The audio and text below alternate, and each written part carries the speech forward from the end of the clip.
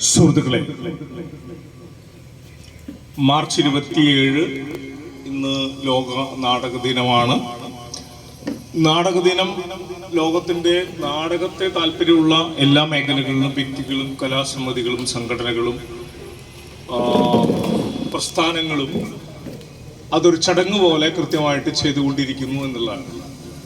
എന്ന് വിചാരിച്ചാൽ ഈ ദിവസം കഴിഞ്ഞാൽ ബാക്കി ദിവസമൊന്നും നാടകം ആവശ്യമില്ല എന്നല്ല അതിൻ്റെ അർത്ഥം. ഈ ഒരു കൊല്ലത്തിനിടയിൽ നമ്മൾ ചെയ്ത നാടകത്തിൻ്റെ മൊത്തത്തിലുള്ള ആർജവം, സ്പിരിറ്റ് എങ്ങനെയൊക്കെയാണ് ഈ ഒരു ദിവസത്തെ കോൺസെൻട്രേറ്റ് ചെയ്തുകൊണ്ട് എക്സ്പ്രസ് ചെയ്യപ്പെടുന്നത്, പുറത്തു വരുന്നു എന്നും കൂടി ഒരു ടെസ്റ്റാണ്. പലപ്പോഴും നിരന്തരം നാടകം ചെയ്തുകൊണ്ടിരിക്കുന്നവർ അവർക്ക് ഈ പ്രശ്നം വരുന്നില്ല. മാർച്ച് 27 എന്ന് പറഞ്ഞാൽ പതിവ് പോലെ ഒരു സംഭവമാണ്. പക്ഷെ അതൊന്ന് കോർഡിനേറ്റ് ചെയ്തിട്ട് അതിൻ്റെ സന്ദേശം വായിക്കലും അവരുടെ നാടകങ്ങൾ ചെയ്യാനുള്ളൊരു നിമിത്തമാണ്. നാട്ടുകാരുടെ അടുത്ത് പോയിട്ട് പറയാം, നമുക്ക് ഞങ്ങൾ 4 നാടകം സംഘടിപ്പിച്ചിട്ടുണ്ട്, കുറച്ച് പൈസ തരണം എന്ന് പറയുന്നത് പലയിടത്തും ഉണ്ട്. അത് തിരുവനന്തപുരത്തുണ്ട്, അങ്ങനെ പലയിടത്തും ഈ ഇന്നും നാളെയും മറ്റന്നാളൊക്കെ ആയിട്ട് വരുന്നുണ്ട്. ഒരുപക്ഷെ ഏപ്രിൽ 12 വരെയൊക്കെ ലോകനാടക ദിനത്തിൻ്റെ തുടർച്ച എന്നുള്ള രീതിയിൽ ചെയ്യുന്നുണ്ട്. നാടകം മരിക്കില്ല. 650 കോടി മനുഷ്യൻ്റെയും പ്രശ്നങ്ങൾ, അത് ഈ മെസ്സേജിൽ വായിച്ച പോലെ ഹൈടെക്കായിട്ട് ബന്ധപ്പെട്ടുള്ള പ്രശ്നങ്ങൾ, യുദ്ധം, വർഗീയത, നമ്മുടെ നാട്ടിലേക്ക് വരുമ്പോൾ അതിൻ്റെ ഒരുപാട് സംഘർഷഭരിതമായ അവസ്ഥ. നമ്മുടെ ഇന്ത്യ വരുമ്പോൾ ജാതി മത അതിൻ്റെ പ്രശ്നങ്ങൾ, മറ്റ് രാഷ്ട്രങ്ങൾ മറ്റ് പ്രശ്നങ്ങൾ. ഇപ്പോൾ ഒരുപാട് യുദ്ധം നടന്നുകൊണ്ടിരിക്കുകയാണ്. അത്രയും സംഘർഷങ്ങൾ നിൽക്കുന്നിടത്തോളം കാലത്ത് നമുക്ക് വെറുതെ ഒരു നിലവിളക്ക് കത്തിച്ച് വെച്ചിട്ട് ഇങ്ങനെ സ്വസ്ഥമായിട്ട് ക്ലാസിക്കൽ കല കണ്ട് വീട്ടിൽ പോയി കിടന്നുറങ്ങാൻ പറ്റില്ല. സത്യം പറയേണ്ടത് ചോദ്യം ചെയ്യുന്ന മാധ്യമമായ നാടകം, മോണാക്ട്, മിമിക്രി, സ്കിറ്റ്, മൈം, ഇതാണ് ഈ സാമൂഹ്യ വിമർശനമുള്ള മാധ്യമം എന്നുള്ളത്. കവിതയും കഥയും നോവലും ഒക്കെ അതിൻ്റെ ഒപ്പം ഉണ്ട്. പക്ഷേ ക്ലാസിക്കൽ കലകൾ അതിങ്ങനെ അതിൻ്റെ മാക്സിമത്തിൽ എത്തിയിട്ട് അതിങ്ങനെ നിൽക്കുന്നുണ്ട്. അവർക്കൊന്നും ഈ സാമൂഹ്യ വിമർശനമുള്ള ഒന്നും ചെയ്യാൻ പറ്റില്ല, പക്ഷെ നാടകത്തിനെ പറ്റുള്ളൂ. അതുകൊണ്ട് തന്നെ ലോകത്തിൻ്റെ എല്ലാ കലയും സാംശീകരിക്കുന്ന നാടകം എന്നുള്ളത് അത് പറ്റാവുന്ന രീതിയിൽ ചെയ്യുക. ഞാനിപ്പോൾ ഭരത് ബീച്ചാനിയുടെ സമ്പൂർണ്ണ കൃതികൾ 4 വോള്യൂം ഉണ്ട്. അത് ഇന്ന് മുതൽ അതിൻ്റെ ഒരു സോളോ ആക്ടിങ് എന്ന് പറഞ്ഞിട്ട് അത് മെയ് 1 വരെയാണ് കണ്ടിന്യൂ ചെയ്യുന്നത്. നമ്മൾ വീട്ടിൽ ക്യാമറ ഓൺ ചെയ്ത് വെച്ച് നമ്മൾ ആക്ട് ചെയ്യും. അപ്പോൾ 3 എപ്പിസോഡ് ഇന്ന് യൂട്യൂബിൽ ഇട്ട് കഴിഞ്ഞു. വെറുതെ ഇരിക്കുന്ന പരിപാടി ഇല്ല എന്നുള്ളതാണ്. ആൻ്റണീനൊക്കെ വർഷങ്ങളായിട്ട് അറിയുന്നതാണ്. ഞാനൊക്കെ കൂടെ വന്ന് ക്ലാസ് എടുത്തിട്ടുള്ളതാണ്. തീർച്ചയായിട്ടും നമ്മൾ ഈ ഗ്രൂപ്പ് ആക്ടിവിറ്റിക്ക്, സംഘക്രിയ, സംഘബോധം, സംവാദം, ചർച്ച, ജനാധിപത്യത്തിൻ്റെ ഒരുതരം അതിൻ്റെ ഈറ്റിലും എന്ന് പറയുന്ന ഒരു മാധ്യമമാണ് നാടകം. പരസ്പരം കൂടിയിരിക്കുമ്പോൾ രഹസ്യങ്ങളില്ല. അതാണ് നാടകത്തിൻ്റെ പ്രത്യേകത. ആദ്യം സ്ക്രിപ്റ്റ് വായിക്കുന്ന ആദ്യത്തെ വാക്ക് വായിക്കുന്ന മുതൽ കർട്ടൻ പൊന്തി വീഴുന്നവരെല്ലാം എല്ലാവരും അറിഞ്ഞിരിക്കണമെന്ന്. സിനിമയിൽ അത് വേണമെന്നില്ല.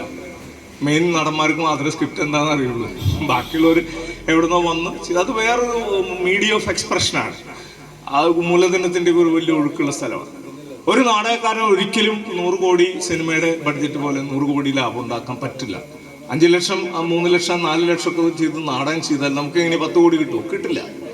ഇത് അറിഞ്ഞുകൊണ്ട് തന്നെയാണ് നാടകക്കാരെന്ത് ചെയ്യുന്നത്, 1 ലക്ഷം, 2 ലക്ഷം, 3 ലക്ഷം കൂടി ചിലവാക്കി നാടകം ചെയ്തു. 10 കളിയൊക്കെ കിട്ടുള്ളൂ. മികച്ച നാടകങ്ങൾ 10-20 കളി.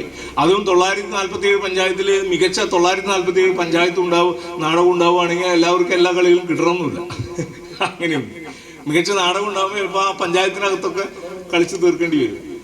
അപ്പോൾ അത്ര ഔട്ട്സ്റ്റാൻഡിങ് ആണെങ്കിൽ മാത്രമേ മറ്റുള്ളവർ ബുക്ക് ചെയ്യുള്ളൂ. പക്ഷെ ഈ പറഞ്ഞ വിഷയമുണ്ട്, കോടികൾ നമുക്ക് ലാഭം കിട്ടില്ല. പിന്നെ എന്തിനാ ഇതിലേക്ക് വരുന്നത്? നമുക്ക് ഒരു സത്യങ്ങൾ വിളിച്ചു പറയാൻ പറ്റും.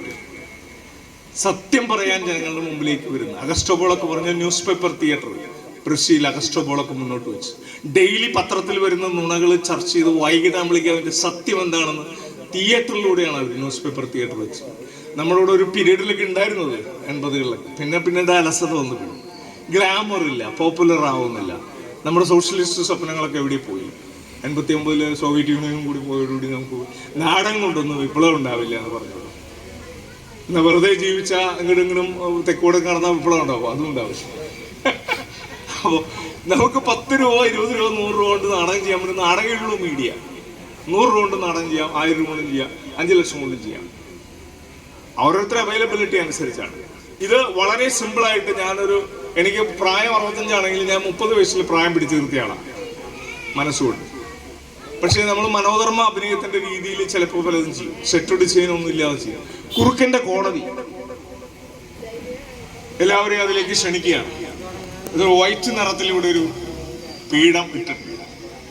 ഇതൊരു ബ്ലാക്ക് നിറത്തിലൊരു കസേരയും കിട്ടുന്ന സ്ഥലത്ത് നിന്ന് വൈറ്റ് ആൻഡ് ബ്ലാക്കിന്റെ എന്തെങ്കിലും വെച്ചുകൊണ്ടാണ് ചെയ്യുന്നത്. ഡോക്ടർ സി രാവണിയുടെ കവിതയാണ്. വടക്കേ ഇന്ത്യയിലെ ഒരു വിവാദമായിട്ടുള്ള ഒരു കേസിന്റെ വിധി വന്നതിന് ശേഷം പെട്ടെന്ന് എഴുതിയ ഒരു കവിതയാണെന്ന് രാവണി മാഷ് പറഞ്ഞു. കാവ്യശിഖയുടെ സംഗമത്തിൽ നമ്മളിത് കളിച്ചിരുന്നു. കാവ്യ കാച്ചർ എന്നുള്ള പേരിൽ കുറേയധികം ആക്ഷേപഹാസ്യ കവിതകൾ രാവണി മാഷ് ചെയ്തിട്ടുണ്ട്. 8 വരി 10 വരി, ഇത് 17 വരിയാണ്. കുറച്ചേ ഉള്ളൂ, ചെറിയ സംഗതികളാണ്. കാവ്യ കാച്ചർ നമ്മുടെ ഈ കാർട്ടൂൺ വരയ്ക്കുന്ന പോലെ ചില വരികൾ വെച്ചുകൊണ്ട് ആക്ടിങ് സാധ്യതയാണ് അതിനകത്ത്. പറയാം, ചൊല്ലാം, പക്ഷെ ആക്ട് ചെയ്യാണ്ട്. അപ്പോൾ നമുക്ക് കുറുക്കൻ്റെ കോടതിയിലേക്ക് എല്ലാവർക്കും സ്വാഗതം. ഡോക്ടർ സി രാവണിയുടെ കവിതയുടെ സ്വതന്ത്ര രംഗാവിഷ്കാരമാണ്. ഗ്രീൻ വയലൻസിന് ഇങ്ങനൊരു വേദി സംഘാടനം അടൂർ പ്രേംപ്രസാദ് ഉദ്ഘാടനം ചെയ്യുകയും എനിക്ക് ശേഷം പി ഡി പൗലോസ് നാടകം കളിക്കുകയൊക്കെ ചെയ്യുന്ന ഒരുപാട് ആശംസകൾ വരുന്ന ഇങ്ങനൊരു വേദി ഒരുക്കുകയും ഒരാഴ്ച മുമ്പ് തന്നെ ആന്റണി കൊള്ളനൂർ വിളിച്ച് പറഞ്ഞു. ഞാൻ പറഞ്ഞു വളരെ പെട്ടെന്ന് ചെയ്യാം, കാരണം കാലത്തും കുറച്ച് മുമ്പ് മാറ്റിൻ്റെ ഒരു പ്രോഗ്രാം ഉണ്ടായിരുന്നു. അപ്പോൾ കാലത്ത് മുതൽ നമ്മൾ 2-3 എപ്പിസോഡ് മറ്റേ പറഞ്ഞ യൂട്യൂബിലേക്കുള്ളത് ചെയ്ത് അങ്ങനെയൊക്കെയാണ്. അപ്പോൾ ഒരുപാട് സന്നാഹങ്ങളില്ലാതെ ചെയ്യുന്നതാണ് കുറുക്കൻ്റെ കോടതി. ഇതൊരു മോണാക്ട് ടെക്നിക്കൊക്കെയാണ് ഇതിനകത്ത് അപ്ലൈ ചെയ്യാൻ പോകുന്നത്. നമുക്ക് നോക്കാം. എല്ലാവർക്കും വീണ്ടും കുറുക്കൻ്റെ കോടതിയിലേക്ക് സ്വാഗതം. ഗ്രീൻ വയലൻസിന് എന്നെ ഇങ്ങനെ ക്ഷണിച്ചതിൽ പ്രത്യേകം നന്ദി. എല്ലാവർക്കും നന്ദി കൊടുത്തുകൊണ്ട് നമ്മൾ തുടങ്ങുകയാണ്. കുറുക്കൻ്റെ കോടതി.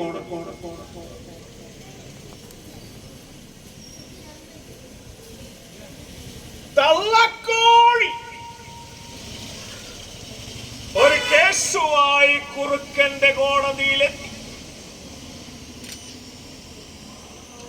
തള്ളക്കോഴി ഒരു കേസുമായി കുറുക്കന്റെ കോടതിയിലെത്തി. അതിലേക്ക് എത്തുന്നതിന്റെ കാരണം ഒരു കാരണം വേണമല്ലോ. നോക്കാം.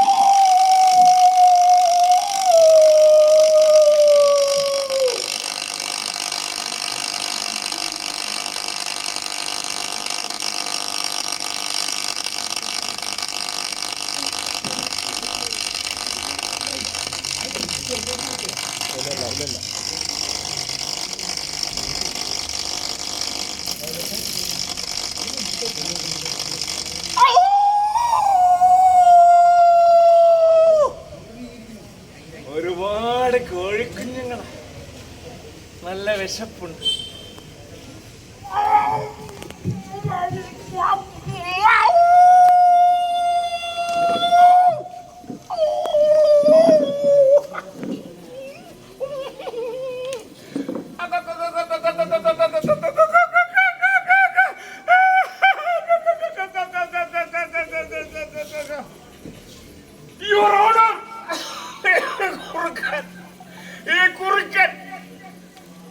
എന്റെ എല്ലാ കോഴിക്കുഞ്ഞുങ്ങളെയും ഒറ്റ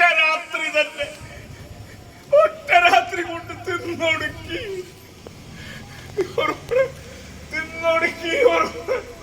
എനിക്ക് കുഞ്ഞുങ്ങളില്ല.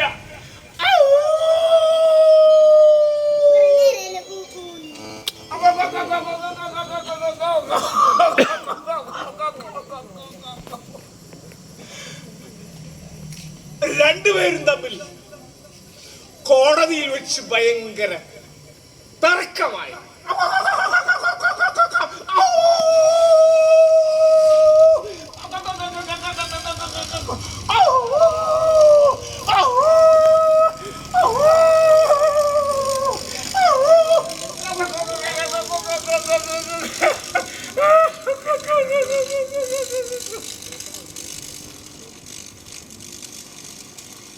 നീതി കിട്ടുമെന്ന് തള്ളക്കോഴി പ്രതീക്ഷിച്ചു. നീതി കിട്ടുമെന്ന്. തർക്കം മൂത്ത് അവസാനം നീതി കിട്ടുമെന്ന് തള്ളക്കോഴി പ്രതീക്ഷിച്ചു. ഒരു കാത്തിരിപ്പ് തുടങ്ങി.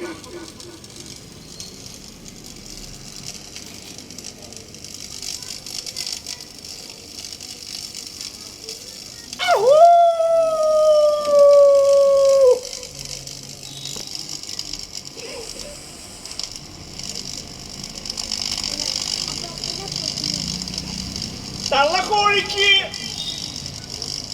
പറയാനുള്ളതെല്ലാം ഞാൻ കേട്ടു.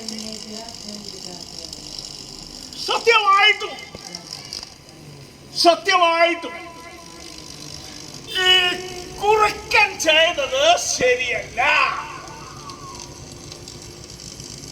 തള്ളക്കോഴി പ്രതീക്ഷിച്ചു ശരിയായൊരു വിധി ഉടനെ വരുമെന്ന്. ഈ കുറുക്കൻ ചെയ്തത് ശരിയല്ല. കാരണം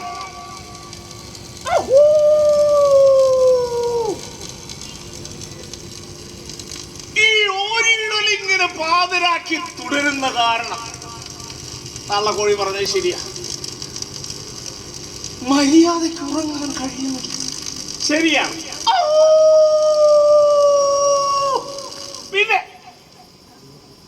പിന്നെ ഈ പാതിരാക്കിങ്ങനെ പത്തും പതുങ്ങിയുമുള്ള വരവ് ഒട്ടും ശരിയല്ല.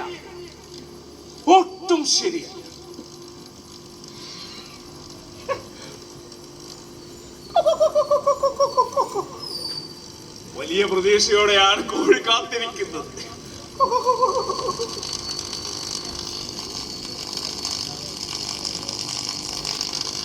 ഒട്ടും ശരിയല്ല. ഈ പത്തും പതുങ്ങിയും എന്തിനു വരണം?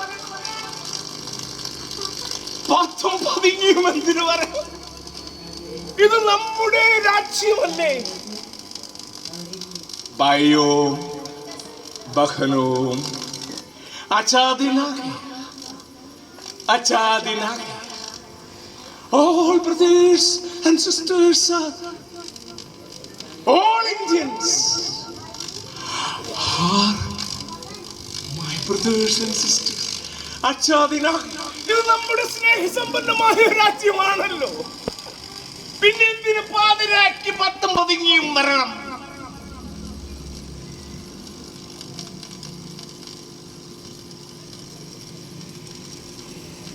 പകല് വന്നാലും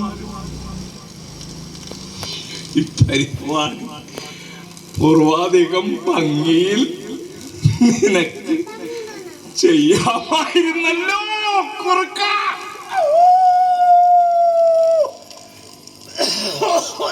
മണിക്കൂർ നീണ്ടു നിന്ന വിധി പ്രസ്താവം. വല്ലാത്ത വിശപ്പ്. വല്ലതും കയ്യിലുണ്ടോടാ? കോഴി എന്തോ അപ്പുറത്തേക്ക് നോക്കി നിൽക്കുക. വല്ലതും കയ്യിലുണ്ടോടാ? ഇല്ല.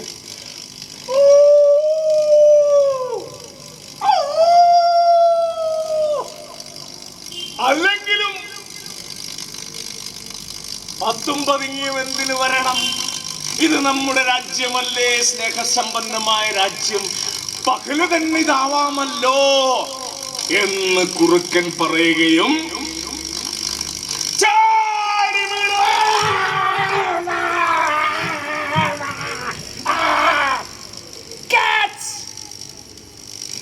തൊടയല്ല പിടിക്കും.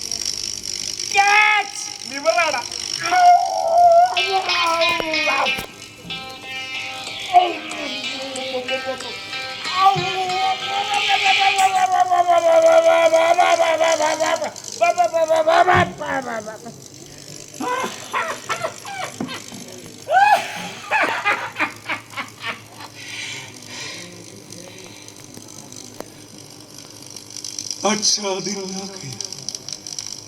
All Indians are brothers and sisters. Achadinak Bayom Bahan Bayom Bahan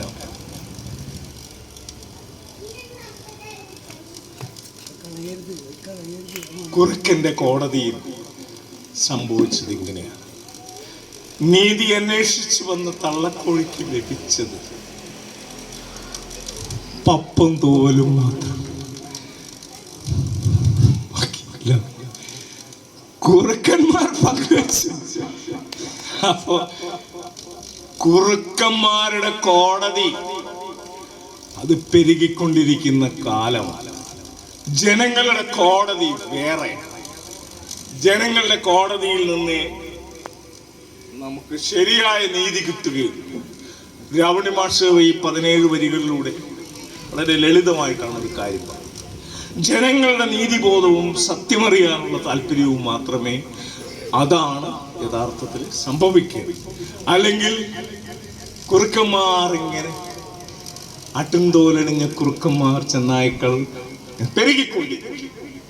ഈ ഒരു മനോധർമ്മ അഭിനയം തൽക്കാലം ഞാൻ ഇവിടെ നിർത്തിയാണ്. കുറുക്കന്റെ കോടതി.